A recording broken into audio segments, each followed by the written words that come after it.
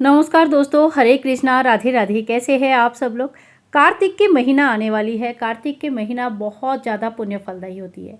कार्तिक के महीने में 5 काम ऐसे हैं जो हमें ज़रूर करनी चाहिए। और इन 5 कामों के अलावा देखिए बहुत सारी चीज़ें हैं जो हम कर सकते हैं, लेकिन ये जो 5 चीज़ें हैं ये सर्वश्रेष्ठ मेन माना गया है। क्या क्या है वो 5 काम। सबसे पहले कार्तिक स्नान। कार्तिक स्नान सबसे ज़्यादा महत्वपूर्ण होता है। दूसरे नंबर पे आता है भगवान श्री विष्णु जी की स्नान, पूजा, भोग आदि, यानी कि उनकी सेवा और पूजा। तीसरे नंबर पे आता है माता तुलसी जी की पूजन। चौथे नंबर पे आता है दीपदान। और 5वें नंबर पे आता है महात्म। इस महीने की जो कहानियाँ हैं, जो महात्म है, वो श्रवण करना। तो इन 5 कर्मों को जिसने कर लिया पूरे कार्तिक के महीने में, उनके तो बेड़ा पार हो जाता है। भगवान श्री विष्णु जी की कृपा से यह लोग और परलोक दोनों सुधर जाते हैं। तो आज के जो वीडियो है बहुत खास है। आज के वीडियो में हम एक एक छोटा छोटा करके टॉपिक कवर करेंगे ताकि चीज़ें अच्छी तरह से क्लियर हो, एकदम मेसअप ना हो जाए। तो आज के जो वीडियो है इसमें हम सिर्फ तुलसी माता के बारे में बात करेंगे। तो कार्तिक के महीने में तुलसी माता का पूजन बहुत ज़्यादा महत्वपूर्ण है। इसमें कुछ क्वेश्चंस आते हैं, जैसे कार्तिक के महीने में नया तुलसी लाना चाहिए या जो हम तुलसी पूजन कर रहे हैं उन्हीं को लाना है, उन्हीं से पूजा करनी है। पूजा करना है, पहले दिन की पूजा हम कैसे करेंगे और बाद में नित्य पूजा हमें कैसे करनी है। दीपदान हमें कब करनी चाहिए और कैसे करनी चाहिए। नित्य पूजा का नियम क्या है, ठीक है, ये सारी चीज़ें अब बात करेंगे। और इसके साथ जो बात करेंगे वो है कि क्या कुमारी लड़कियां भी कार्तिक के महीने का नियम ले सकते हैं। और दूसरी हम बात करेंगे सबसे जो इम्पोर्टेंट है होता है हर एक लेडीज़ के लिए, कि पीरियड्स का टाइम पे हम पूजन कैसे करें। दीदी उस समय तो तुलसी को छुआ नहीं जाता है, तो पूजन कैसे करेंगे। तो इन सभी चीज़ों के ऊपर आज जो है ना हम बात करेंगे। तो चलिए शुरू करते हैं आज का वीडियो। और हाँ, प्लीज़ प्लीज़ प्लीज़ एक रिक्वेस्ट है, अगर थोड़ा सा भी पसंद आ जाता है वीडियो तो प्लीज़ एक लाइक कर दीजिए, चैनल को सब्सक्राइब कर लीजिए। तो देखिए, सबसे पहली बात, अगर आपके घर में नित्य पूजित तुलसी घर पर है ऑलरेडी, आप उनकी नित्य पूजा करते हैं, तो आपको नया तुलसी लाने की ज़रूरत नहीं है, आप उन्हीं की पूजा कर सकते हैं। पहला क्वेश्चन। दूसरा है, अगर आपके घर में तुलसी नहीं है तो आप अति अवश्य तुलसी लेके आइए और कार्तिक के महीने शुरू होने से पहले लेके आइए। कार्तिक के महीने में तुलसी को उखाड़ा नहीं जाता है, तो ये बात ध्यान रखें। तो कार्तिक के महीने जो शरद पूर्णिमा के दिन से ही आपका स्नान का पूर्णिमा शुरू हो जाता है, मतलब स्नान का नियम शुरू हो जाता है और नेक्स्ट डे से पहला कार्तिक माना जाता है। तो इसीलिए कार्तिक शुरू होने से पहले ही, पूर्णिमा से पहले ही आप चाहे तो तुलसी ले आइए और रोपण कर लीजिए, ठीक है। पहले दिन की पूजन हम कैसे करेंगे। तो पहले दिन देखिए तुलसी माता, और इस समय पीपल पतवाड़ी भी बोआ जाता है, ठीक है। तो अगर अपने पतवाड़ी बोए हैं, कोई भी ईटा लगा के जैसे बोते हैं उस तरह से, या किसी भी गमले में भी आप बो सकते हैं, या कोई तो तुलसी के साथ भी बो देते हैं, तो जैसे भी आपकी सुविधा हो। तो अगर अपने पीपल पतवाड़ी बोना है, ठीक है, तो इसमें आप एक दिन पहले ही उनको पूरी तरह से तैयार करके बो लीजिए, क्योंकि अगले दिन सुबह से ही हमें जल सींचना होता है। तुलसी माता को पहले दिन पहला कार्तिक से ही सुबह से ही स्नान करने के बाद मंदिर की पूजा कर लीजिए, भगवान विष्णु जी की पूजा कर लीजिए, फिर तुलसी माता की पूजा होती है। पहले दिन ही सुबह सुबह ब्रह्म मुहूर्त में पूजन होती है, ठीक है। तो आप पहले दिन से तुलसी बिल्कुल जहाँ पे आप पूजा करना चाहते हैं उस जगह को साफ़ कर लीजिए। अगर आपको रंगोली बनाना आता है, कोई परमानेंट गेरू कलर से कुछ कलर करना चाहते हैं, कुछ डिज़ाइन बनाना चाहते हैं, या तुलसी माता को जो गमला है उनको सजाना चाहते हैं, कुछ उसमें कुछ बनाना चाहते हैं, भव्य बनाना चाहते हैं, जो भी करना चाहते हैं उस डिज़ाइन सारे चीज़ें आप बना के साफ़ सुथरा कर लीजिए। देखिए, ये चीज़ें कोई कंपलसरी नहीं है, लेकिन हाँ साफ़ सुथरा होना कंपलसरी है। जो गमला है उसको साफ़ कर लीजिए। तुलसी माता को पहले दिन एक लाल चुनरी उड़ाया जाता है। कोई साल भर लाल चुनरी उड़ा के रखते हैं। अगर आपने साल भर रखते हैं तो ठीक है, और अगर नहीं भी रखते हैं तो पहले दिन एक लाल चुनरी लगा सकते हैं, और नहीं है तो एक कलावा भी बांध सकते हैं, ठीक है। इसके बाद जल सींचे, फूल चढ़ाए, फल चढ़ाए, और मतलब कोई भी भोग प्रसाद जब चढ़ाएंगे तो बहुत ही अल्प मात्रा में, सबसे बेस्ट है कि एक कटोरे में आप मिठाई, लड्डू, जो भी भोग प्रसाद जितना भी लेना है वो लीजिए, तुलसी माता को स्पर्श करवा दीजिए और फिर थोड़ी देर में वो लेके अपना प्रसाद स्वरूप ग्रहण कर लीजिए। मतलब गमले में नहीं छोड़ना है, तो फिर नहीं तो तुलसी में कीड़े वगैरह और फिर तुलसी खराब हो जाएगी। तुलसी में जब जल डालेंगे, रोज़ जल डालना है, रोज़ सींचना है, लेकिन कम परिमाण। तुलसी में ठंडे के समय ज़्यादा पानी डालने से तुलसी गल जाएगा और ख़राब हो जाएगी, इस बात का ध्यान रखें। तुलसी में दीपदान 2 टाइम किया जाता है, सुबह किया जाता है और शाम को किया जाता है। सूर्योदय से पहले, सूर्यास्त के बाद। सूर्योदय से पहले अगर आप दीपदान कर सकते हैं, स्नान करते हैं कार्तिक, तो अच्छी बात है।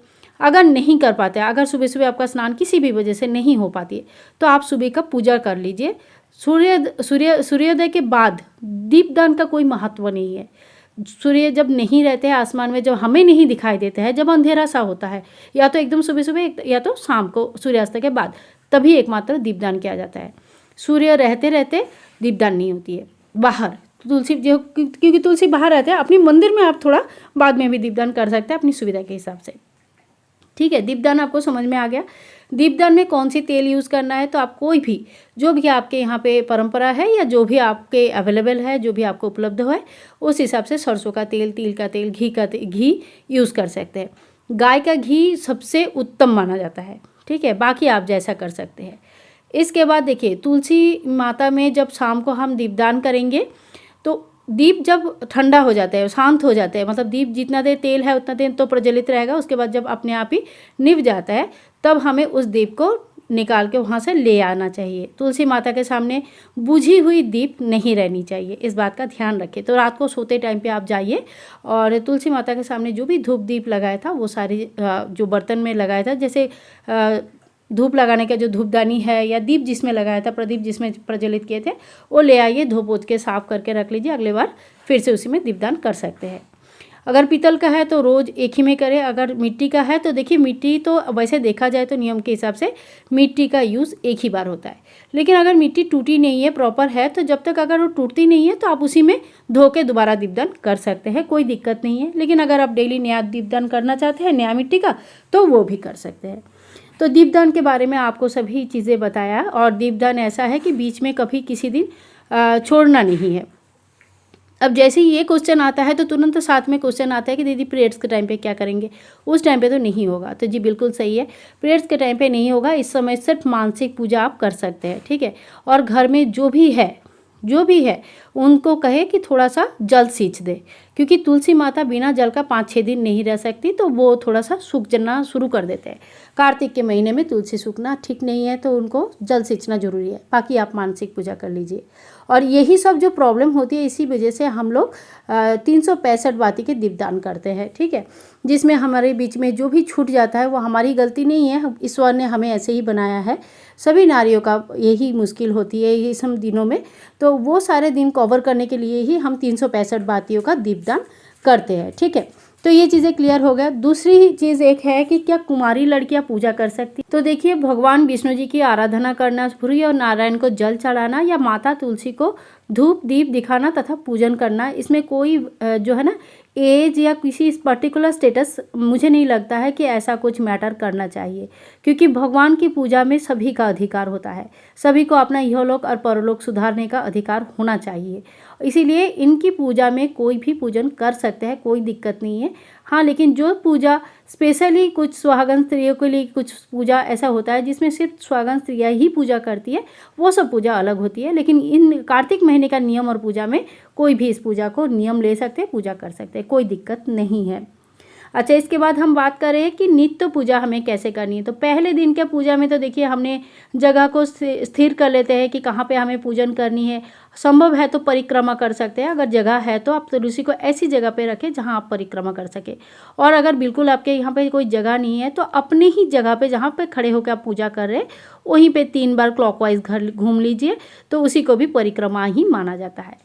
ठीक है, नित्य पूजा में हमें सुबेरे भगवान को, सूर्य नारायण को जल चढ़ाना है, उसके बाद तुलसी को जल चढ़ाना है, धूप दीप आदि दिखाना है। एक थोड़ा सा आप संभव है तो थोड़ा सा समय निकाल के आरती कर लीजिए और थोड़ी सी भोग प्रसाद चढ़ा दीजिए। इसके बाद कार्तिक के महीने में जो मेन होता है, वो तुलसी के ही आसपास कहीं बैठने का व्यवस्था कर लीजिए, आसन बिछा लीजिए या चेयर बिछा लीजिए, जैसे भी आपकी सुविधा हो। और तुलसी माता का कार्तिक के महीने में सुनने वाली कहानियाँ जरूर सुन लीजिए। तुलसी के सामने बैठ के तुलसी की कहानी सुनना बहुत ज़्यादा फायदेमंद, कहते हैं कि इससे मनोकामनाएं बहुत ज़्यादा पूर्ण हो जाती है और भगवान श्री कृष्ण का सर्वथा आशीर्वाद मिलती है। तो ऐसा आप नित्य पूजा में जरूर करें। शाम के समय दीप जलाए, तुलसी माता को धूप और दीप जरूर करें। शाम के समय जल सींचना या तो फिर भोग प्रसाद आदि चढ़ाने की जरूरत नहीं है। अगर तुलसी सूख रही है तो आप थोड़ा बहुत जल चढ़ा सकते हैं। तो देखिए, ये सारे नियम है तुलसी के लिए, और आशा करती हूँ आज के तुलसी संबंधित सारे क्वेश्चन आंसर के जवाब आपको, सारे क्वेश्चंस का जवाब आपको मिल गया होगा। और अगर कुछ भी क्वेश्चंस रहे तो आप ना कमेंट बॉक्स में लिख सकते हैं। कोशिश करूँगी जल्दी से जल्दी आंसर देने के लिए।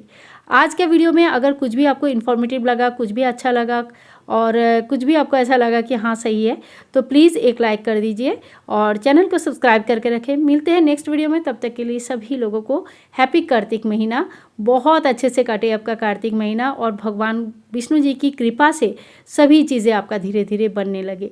मिलते हैं नेक्स्ट वीडियो में, तब तक के लिए हरे कृष्णा, राधे राधे, बाय बाय दोस्तों, टेक केयर।